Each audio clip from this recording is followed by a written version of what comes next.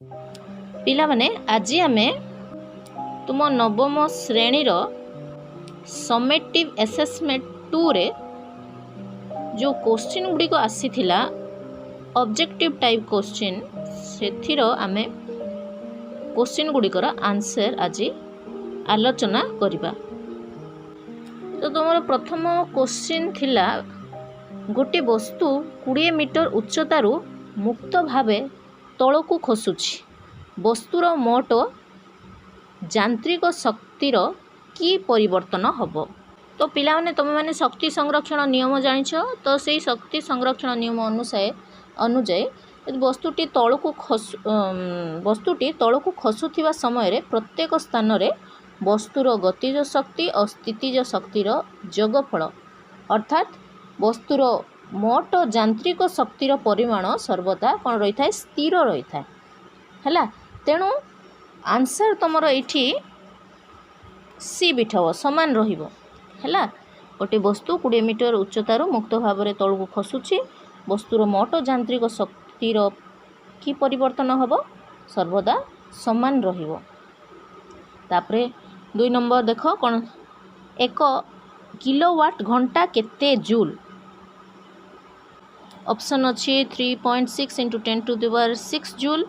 B option रे देछि 3.6 into 10 to the power 3 joule. C बीट रे देला 0.36 into 10 to the power 6 joule and D option रे देछि 3.6 into 10 to the power 5 joule. Right answer हबो A 3.6 into 10 to the power 6 joule. तापरे 3 number question थिला 20 केजी वस्तुत्व विशिष्ट गोटे बॉल समान प्रारंभिक बेगरे गोटे स्थानरू एक सरल रेखार 4टी समतल P Q R O S उपरे गति करी स्थिर अवस्था को आसिला।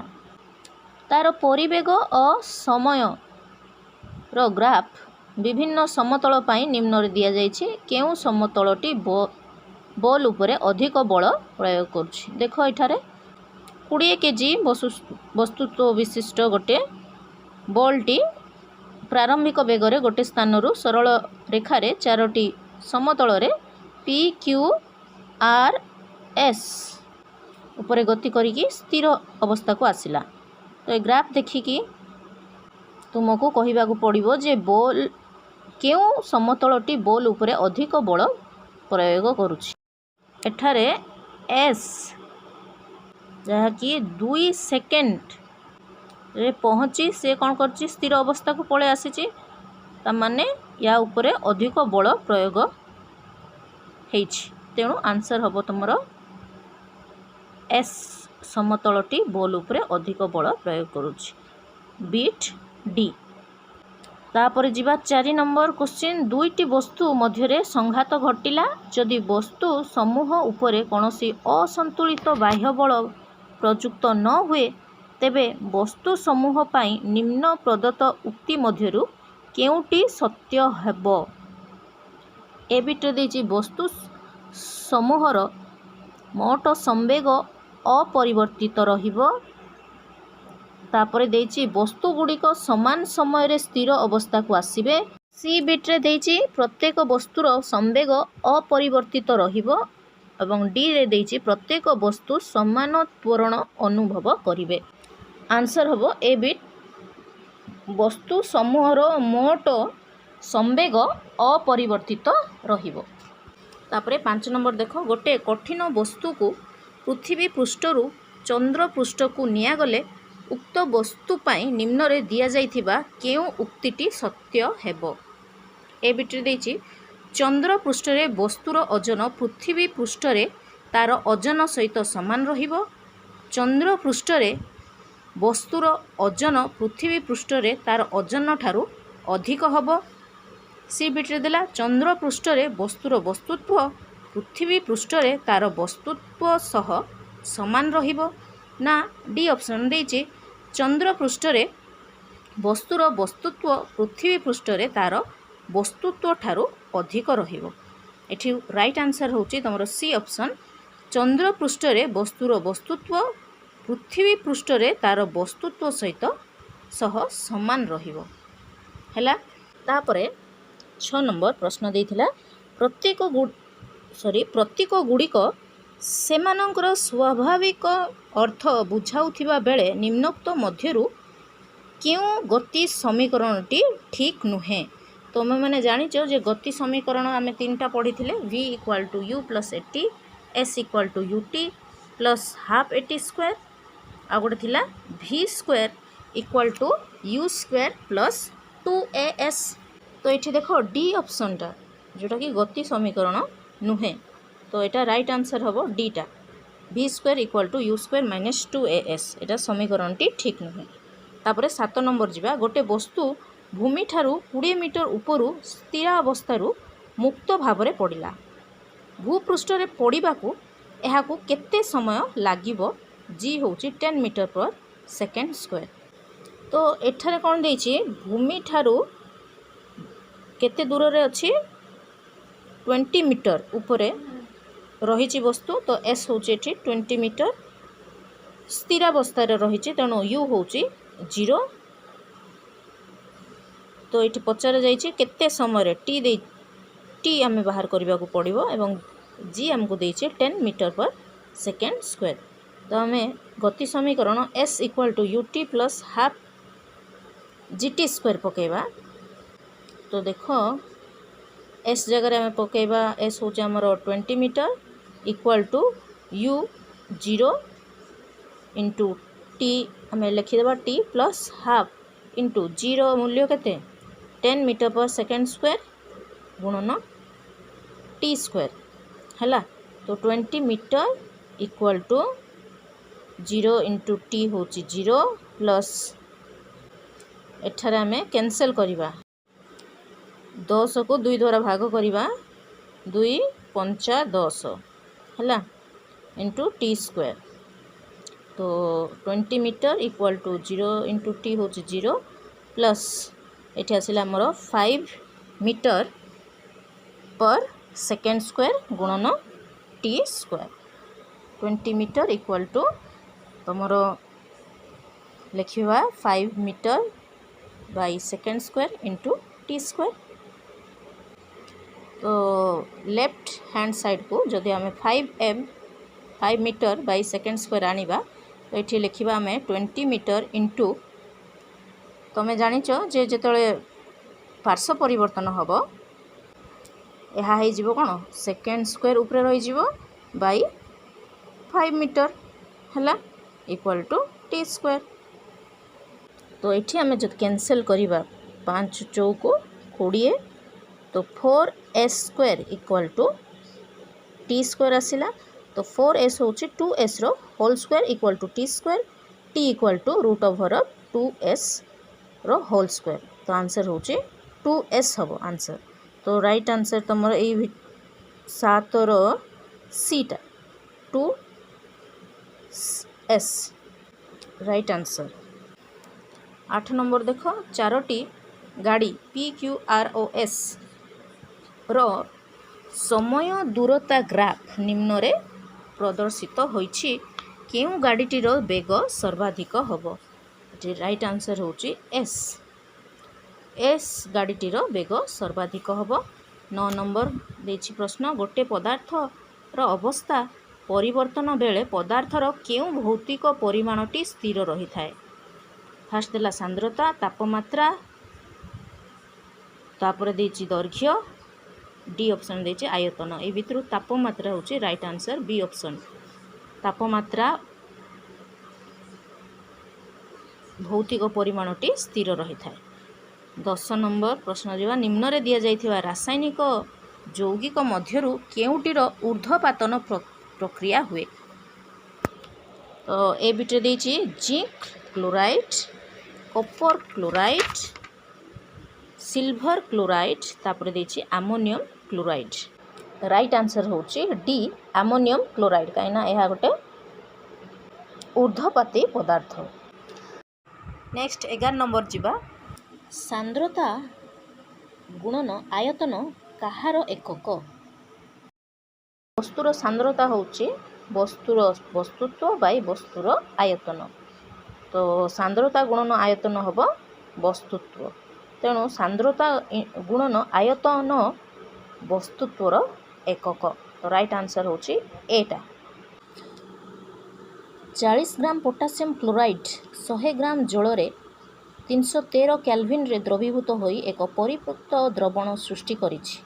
द्रवणर वस्तुत्व शतकड़ा अनुपात रे द्रवणर गाढ़ता केते हेबो। तो एठारे पचार जाइछि जे द्रवणर वस्तुत्व शतकड़ा अनुपात रे द्रवणर गाढ़ता केते हबो। तो एठारे वस्तुत्व शतकड़ा अनुपात रे द्रवणर गाढ़ता हबो द्रवर परिमाण बाई द्रवणर परिमाण गुणन 100। तो ये आम भल्यू पकईदेवा द्रव आमर 40 ग्राम बाई द्रवण केते 140 ग्राम गुणन 100।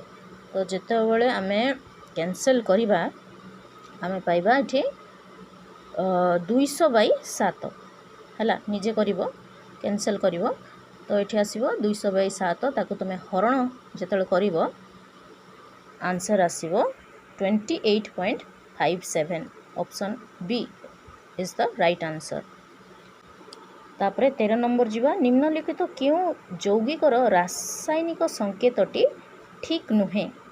देख देछि सोडियम ब्रोमाइड NaBr एटा ठीक अच्छी।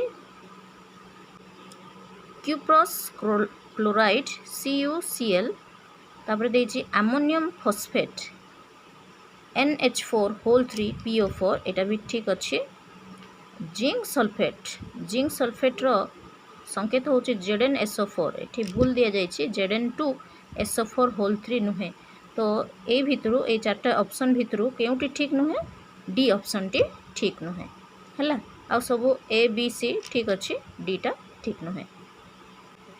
14 नंबर जीवा क्यों अधातुर परमाणुकता 4 अटे helium phosphorus ozone hydrogen. Right answer is B. 15 number निम्न रे दिया जाइथिबा क्यों यौगिक नाइट्रोजेन रो योज्यता सर्वाधिक अटे। Option A N2O3, option B N2O5, option C NO2 ना डी ऑप्शन NO। ए भितरु सर्वाधिक योज्यता को कहार अछि। Right answer is B N2O5। एठारे नाइट्रोजेन रो योज्यता होछि 5। तापर नेक्स्ट क्वेश्चन देछि केउटी हाइड्रोजेन रो आइसोटोप नुहे। तो हमने जानिचे जे हाइड्रोजेन आइसोटोप गुड़िक होउछन्ती प्रोटियम ड्यूटेरियम एवं ट्राइटियम। तो ये ऑप्शन ए रे जो अच्छी प्लाटिनियम ताहा आइसोटोप नुहे हाइड्रोजेन रो। तो आंसर हम तुम ए। तापर देछि 17 नंबर जदि कैल्शियम रो परमाणु क्रमांक 20 और वस्तुत्व संख्या 40 हुए निम्न रे दिया जाइथिबा केउ मौलिकटी कैल्शियम रो आइसोबार हबो। तो आइसोबार माने होउची परमाणु गुड़िकर समान वस्तुत्व संख्या रही किंतु भिन्न भिन्न परमाणु क्रमांक रही। तो ये कैल्शियम रो वस्तुत्व संख्या होची 40। तो A B C D option को देखिबा जे वस्तुत्व संख्या कहार 40। वस्तुत्व संख्या माने प्रोटॉन संख्या प्लस न्यूट्रॉन संख्या मिसिकी केते होबार अछि 40 होबार अछि। देख तो ये फास्ट देछि 18टी न्यूट्रॉन 20टी प्रोटॉन मिसिले केते होछि 38 हबनी। बी ऑप्शन देछि 19टी न्यूट्रॉन 18टी प्रोटॉन केते हला 37 हेलानी। तो सी बिट देख 19टी न्यूट्रॉन 20टी प्रोटॉन तो टोटाल होछि केते वस्तुत्व संख्या एठी 39 हेला समान होउनी 40 दरकार। कैल्शियम रो परमाणु कैल्शियम रो वस्तुत्व संख्या 40। नेक्स्ट ऑप्शन देख 22टी न्यूट्रॉन आउ 18टी प्रोटॉन मिसाओ केते होउछि 22 + 18 एठी होउछि केते 40। तो एटा डी ऑप्शन टा होउछि राइट आंसर। ए मौलिकटी कैल्शियम रो आइसोबार हबो हैला। तापर जो 18 नंबर गोटे मौलिकर प्रतीक दिया जाइछि देख x ऊपर वस्तुत्व संख्या 72 तले 31 होउछि जेना परमाणु क्रमांक। तो एथिरे केतोटी न्यूट्रॉन रही न्यूट्रॉन संख्या केमती बाहरिबो वस्तुत्व संख्यारू आमे प्रोटॉन संख्या माइनस कले न्यूट्रॉन संख्या पाइबा। तो फेड़ी दियो 72 रु 31 फेड़ी देले तुम्हें पाइबो केते 41। तो सी ऑप्शन होची ठीक हबो। तापर जीवा 19 सर्वजनीन महाकर्षणीय स्थिरांक जी रो एकक कौन। फास्ट बिट्रे देछि newton metre cube per KG square. B option देछि जूल मीटर क्यूब पर किग्रा स्क्वायर ना सी बिट्रे देछि newton metre square per KG square ना जूल मीटर स्क्वायर बाय किग्रा स्क्वायर।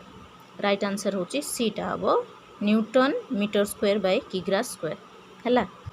तापरे 20 नंबर देखो पारमाणविक वस्तुत्व 1U को कौन धरा जाए। C12 परमाणुर 1/12 भाग वस्तुत्व ना O16 परमाणुर 1/6 भाग वस्तुत्व ना Ca20 परमाणुर 1/20 भाग वस्तुत्व ना C14 परमाणुर 1/14 भाग वस्तुत्व। राइट आंसर होची एटा हैला। तापरे 21 निम्नोक्त मध्यरु केउटी कॉलॉइड नुहे। ए ऑप्शन भितरु तमरो डी ऑप्शन टी कॉलॉइड नुहे यूरिया द्रवण। तापरे नेक्स्ट जीवा 22 नंबर निम्नलिखित मध्यरु केउटी रासायनिक परिवर्तन नुहे। करेक्ट आंसर हबो एटा लुहा गुंड और बाली मिसिबा एटा गोटे भौतिक परिवर्तन आ बाकी सब रासायनिक परिवर्तन। तापरे 23 नंबर पृथ्वी पृष्ठ रे अनुभूत हेउथुआ माध्याकर्षण जनित त्वरण जी पृथ्वीर व्यासार्ध आर उपरे किपरि निर्भर करे। चारोटी ऑप्शन भितरु बी ऑप्शन टी होची ठीक आर स्क्वायर सहित प्रतिलोमानुपाती हुए। तापर जीवा 24 गोटे परमाणुर एन सेल रे केतोटी इलेक्ट्रॉन रही परिवे। राइट आंसर होची एठू डी ऑप्शन टी 32 टी इलेक्ट्रॉन रही परिवे। 25 नंबर जीवा गोटे गाड़ी स्थिर अवस्थारू यात्रा आरंभ करी गोटे सरल पथरे 4 मीटर पर सेकेंड स्क्वायर त्वरित होई 5 सेकेंड रे 20 मीटर पर सेकेंड परिवेग लाभ कला। एही परिवेग लाभ करने को गाड़ीटी केते दूर अतिक्रम करिथिबो। 4टी ऑप्शन भितरु राइट आंसर होची तमरो 50 मीटर। ऑप्शन सी टा करेक्ट।